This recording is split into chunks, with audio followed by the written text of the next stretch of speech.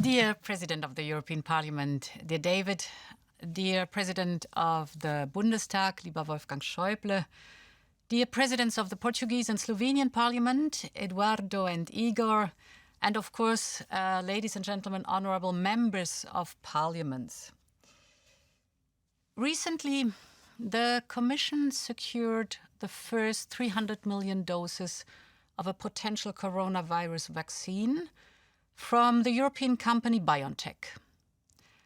At the same time, the story of the company's co-founder and CEO made headlines.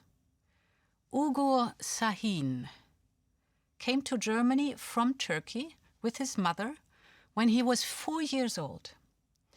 He passed his high school exam in Köln and went on to study medicine. And today, with his wife, Özlem Türeci, the daughter of another immigrant from Turkey, he later founded the German company that developed a coronavirus vaccine in record time. Only shortly after the vaccine announcement, another news broke. Sad news this time. A ship with over 120 migrants on board had sunk right off the coast of Libya. And according to reports, 74 people died. In another incident, Spanish rescuers were able to save 110 refugees in the Mediterranean. But later, and David, you mentioned it, later on board their ship, a 6-month-old baby, Joseph, died. Well, these two examples highlight just the two of the aspects we have to think about when we discuss the issue of migration.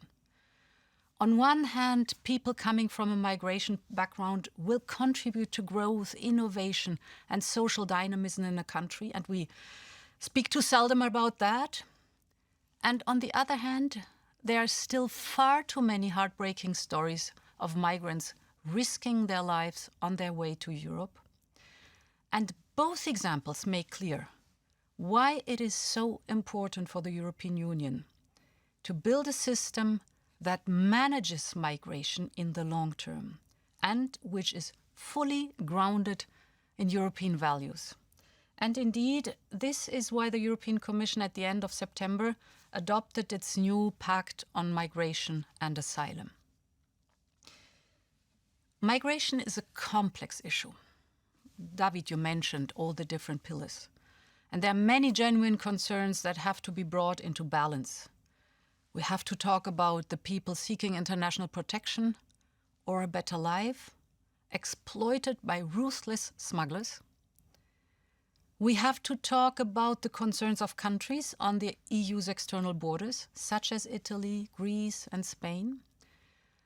They worry that the efforts needed to manage migration may exceed their capacities. They need the solidarity of others. And of course, we have to talk about those member states that are concerned that their own national system for asylum or integration will not be able to cope in the event of large amounts of migrants. The current system no longer works. Our new Pact on Migration and Asylum offers a fresh start. The first issue we are focusing on is a robust and fair management of external borders, including more efficient and faster procedures. I think this is crucial. So it comprises pre-entry screening, an asylum procedure, and of course, where applicable, returns. With this procedure, simple cases will be managed much faster and more effectively than today. At the same time, it will guarantee appropriate treatment to everybody. The second fundamental element is the fair sharing of responsibility on one hand and solidarity on the other side. Those countries that fulfill their legal and moral duties, or those which are more exposed than others, must be able to rely on European Union to share responsibility in case of need. And each member state, without exception, must support member states under pressure. And they must ensure that the Union meets its humanitarian obligations. The new system is based on cooperation and flexible forms of support. So this gives a choice to member states on how they contribute, but it always guarantees that the required support is given, and that especially at times of pressure on individual member states. Thirdly, managing migration well starts, as you've said, David, in the home countries of those who come to Europe. People do not leave their home easily and embark on such a dangerous journey. So it's poverty, it's the lack of perspective that are the strong driving forces to leave the home country.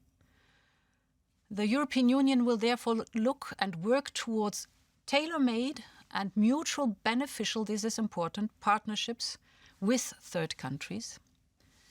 These will help to address shared challenges, such as human trafficking. And of course, they will help to develop legal pathways. And they will tackle the effective implementation of readmission agreements.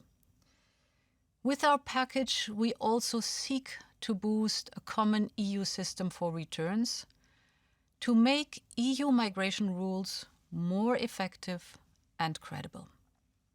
And lastly, we are also proposing ways to better benefit from legal migration into Europe. People who come to Europe legally need clear rights, and they need to feel welcomed. They need to be given all necessary opportunities to realize their potential in our societies. And therefore, next week, the Commission will present an action plan on integration and inclusion for 2021 to 2027.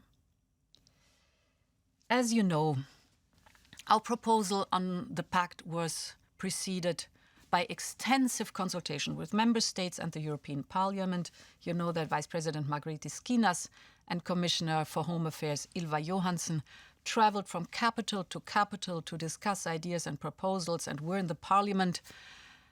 Well, after this, it is clear, and I must say it, a solution on migration that fully satisfies everyone does not exist.